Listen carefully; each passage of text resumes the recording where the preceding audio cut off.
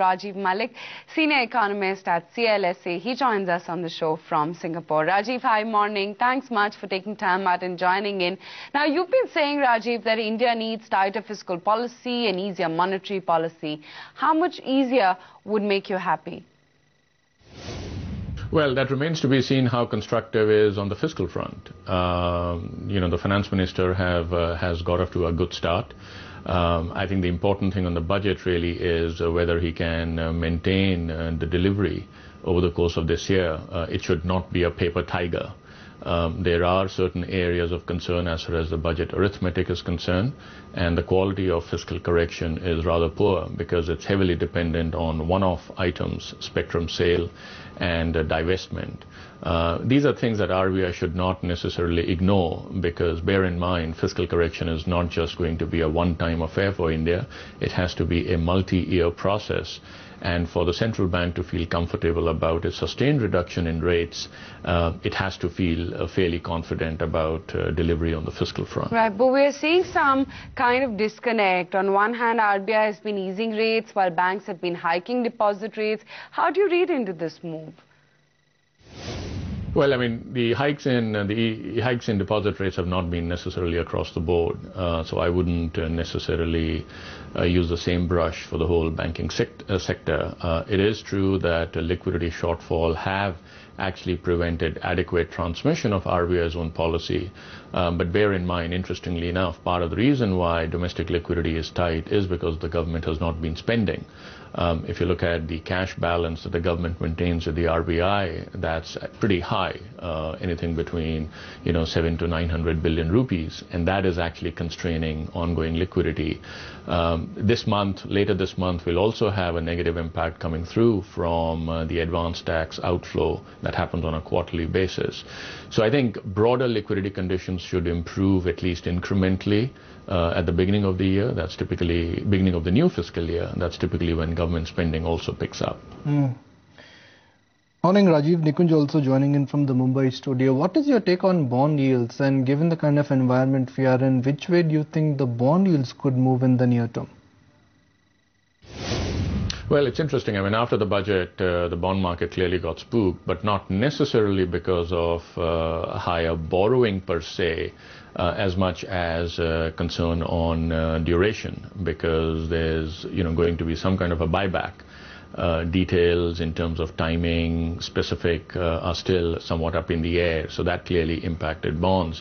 I think what you're going to see is, while on the monetary front, easing is going to be incrementally a positive, at the same time, as long as the fiscal delivery continues to happen, that too should be a more constructive positive. At the same time, part of the reason for the stress on liquidity is because deposit growth is well short of credit growth. And I think banks have been buying bonds themselves, so that's provided some support also. So my own sense is, I think over the next 6 months or so, yields should actually trend down, as long as RBI continues to deliver on interest rate reductions and the government sticks on the fiscal promises. What is your verdict on the IIP? Do you think we've bottomed out, or you see January surprise only as a base effect, and do you expect weakness to continue in coming months? Well, there's an ongoing low-level economic stabilization that's been fairly discernible over the last few months.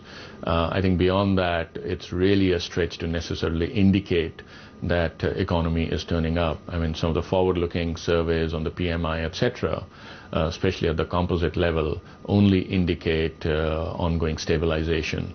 Now, stabilization is better than things worsening, but it doesn't necessarily mean that things are going to pick up anytime soon or to pick up quite strongly. In fact, our own assessment is the turning point is really going to be gradual. Rajiv, so how will you explain the disconnect in market enthusiasm and growth failing to abysmal levels?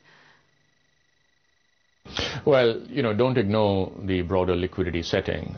Equally, there are quite a few foreign investors, especially long-term foreign investors, who very much are captivated by the broader structural story.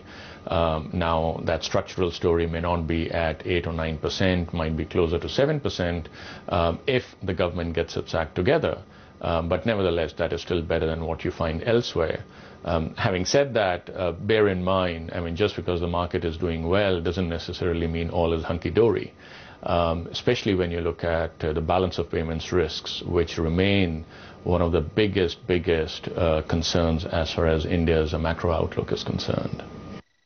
So what's it that you're penning down for growth for India in FY14, and would it be back-ended kind of growth? Well, the improvement is going to be more visible or more or stronger in the second half of FY14. For the full fiscal year, we have a 6% growth forecast. That's obviously also assuming that some constructiveness on the investment upturn will come through. That remains to be seen. As of now, there's very little hard evidence to necessarily support that, which is why it's still a forecast. But my sense is, I mean, given the fact that the fiscal year has not even started, some improvement, incremental, should be expected. Whether or not that will be sufficient to offset the fiscal drag, etc., remains to be seen. But on balance, my sense is growth in FY14 should be slightly better than what we've seen in FY13. Ajay, we saw that the trade deficit is narrowing. Is it too early to say that the current account deficit has peaked? I think for all practical purposes, that would be a fair conclusion. Of course, CAD having peaked at a high level does not necessarily mean, again, that all is hunky-dory. At the end of the day, it's a question of what's happening with the capital flows. And while India has been heavily dependent on volatile, risk-driven capital flows, it's really, wishful thinking to assess that this is going to continue for a prolonged period of time. And hence, even if CAD has peaked or even if CAD improves slightly in FY14, the more relevant part is going to be, our capital flows going to be adequate. So in fact, any kind of signals that suggest a far better growth outlook as far as global economy is concerned, or any kind of reversal as far as liquidity setting is concerned globally, the fallout of that will actually be fairly tangible as far as India is concerned. So Rajiv, despite the reform momentum, we have not seen any pickup in investment cycle. It's dangerous.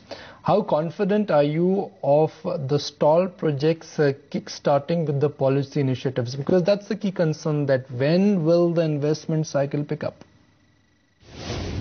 Well, there are two separate issues here. I think reform is a heavily abused word in India. I mean, it's almost as if bureaucrats show up to work, that is treated as a reform as well. I think the government has rightly, even if it was long overdue, undertaken many relevant decisions, some of them politically tough decisions, and it should get a lot of credit for that. But path-breaking reforms are not really that are happening. That would certainly suggest that, yes, there's a tectonic shift as far as the broader growth profile is concerned. We're still waiting for those. On the investment side, I think the ball is very much in the government's court. Interest rate cuts are going to not have a huge impact, but any kind of quick moves from the government to get some of the stalled projects going will have a meaningful impact. And there, I think expectations are still ahead of what the on-the-ground reality is. Rajiv, finally, tell us what levels are you watching out for when it comes to the currency? As I mentioned earlier, given a combination of a large current account deficit, unsustainably large, and heavy dependence on volatile capital flows, it makes the rupee among the most vulnerable currencies in Asia. Any kind of reversal in flows, etc., will have an amplified impact on the currency. One of the worrying things I find is that, a weaker rupee should be part of the solution for India's macroeconomic stress. But that is not necessarily happening. Given the fact that inflation differential in India is much higher than its trading partners, there would be pressure on the rupee to weaken. But if it is not allowed to do that, you're only creating a bigger problem down the line, which actually the critical trigger could be what happens with flows. But my own sense is I think later in the year rupee is likely to depreciate at least to 57, 58 levels. What happens to capital flows, your guess is as good as mine. But the relevant point is the broader risks which are actually increasing, not necessarily decreasing.